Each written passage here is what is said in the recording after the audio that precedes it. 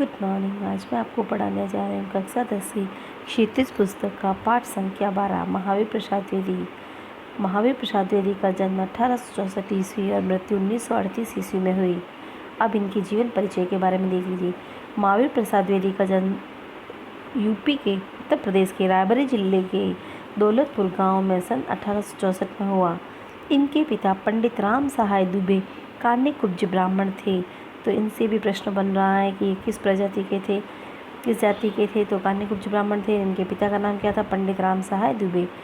पारिवारिक आर्थिक स्थिति अच्छी न होने के कारण स्कूली शिक्षा पूर्ण कर इन्होंने रेलवे में नौकरी कर ली। महावीर प्रसाद द्विवेदी की जो पारिवारिक स्थिति थी वो अच्छी नहीं थी, इसलिए इन्होंने जैसे ही 12वीं कक्षा पास की और ये रेलवे में नौकरी करने लग गए। लेकिन स्वाभिमानी स्वभाव के धनी द्विवेदी जी ने कुछ समय बाद रेलवे से इस्तीफा दे दिया। ये स्वाभिमानी स्वभाव के थे, इनसे कोई कुछ गलत कह देता था, ये इन्हें स्वीकार नहीं था, इसलिए इन्होंने रेलवे से नौकरी छोड़ दी और इस्तीफा दे दिया वहाँ पे। आप यानी महावीर प्रसाद द्विवेदी सन 1903 से 1920 तक सरस्वती पत्रिका के संपादन से जुड़े रहे।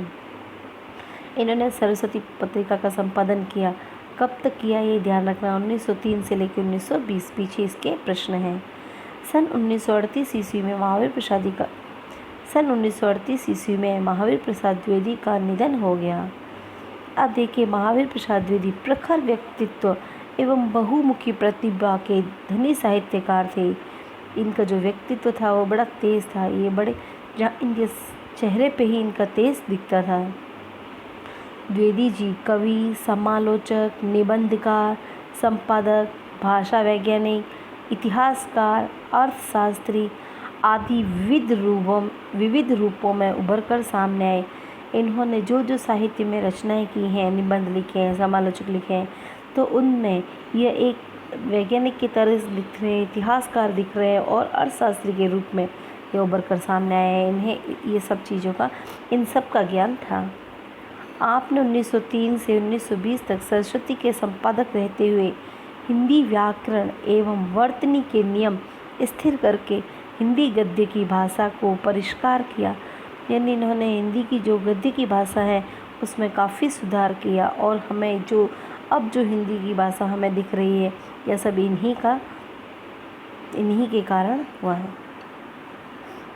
द्विवेदी जी ने अपने समकालीन कवियों एवं लेखकों का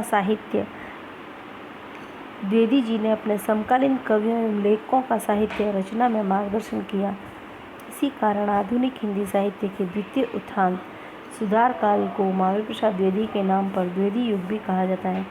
हिंदी साहित्य के इतिहास को 4 कालों में बांटा गया था: आदिकाल, भक्तिकाल, रीतिकाल और आधुनिक काल। जब आधुनिक काल आया उसमें सबसे पहले था भारतेंदु युग और फिर दूसरा था द्विवेदी युग। उस द्विवेदी युग को सुधार काल भी कहा जाता था। लेकिन जब महावीर प्रसाद द्विवेदी ने उस सुधार काल में काफ़ी और सुधार किया, तब इनके नाम से ही यह द्विवेदी युग कहलाने लगा। इनके प्रयासों से ही खड़ी बोली काव्य की भाषा के रूप में प्रतिष्ठित हुई। महावीर प्रसाद द्विवेदी से पहले जो भी काव्य की भाषा थी वह ब्रिज भाषा में थी, लेकिन अब जो काव्य की भाषा है वो खड़ी बोली हो गई है। द्विवेदी जी ने भारतीय जातीय परंपरा का समालोचन दृष्टि से गहन अध्ययन किया एवं प्रासंगिक एवं विवेक सम्मत परंपराओं का समर्थन तथा रूढ़ियों का विरोध किया। ये इस पाठ में यही बताया गया है कि जो परंपराएं हैं, रूढ़ियों से जो परंपराएं चली आ रही हैं, उनका इन्होंने खंडन किया है। इनके लेखन में सरलता, सुबोधता एवं परिनिष्ठता के गुण झलकते हैं। अब इनकी रचनाएं देखिए। मौलिक रचनाएं जो इनकी खुद की रचना है वो काव्य मंजूषा, सुमन, अबला विलाप, कान्यकुब्ज, कविता कलाप, अद्भुत आलाप, संपत्ति शास्त्र, महिला मोद, रसज्ञ रंजन और साहित्य शिखर। अनुदित रचनाएं, जो रचनाएं हैं इन्होंने लिखी हुई थी किसी की, उनका अनुवाद किया है।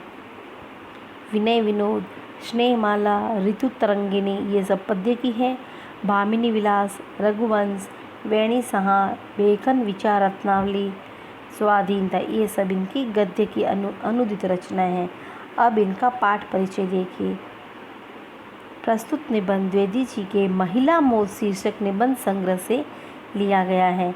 यह निबंध प्रथम बार सितंबर 1914 को सरस्वती पत्रिका में पढ़े लिखों का पांडित्य शीर्षक से प्रकाशित हुआ।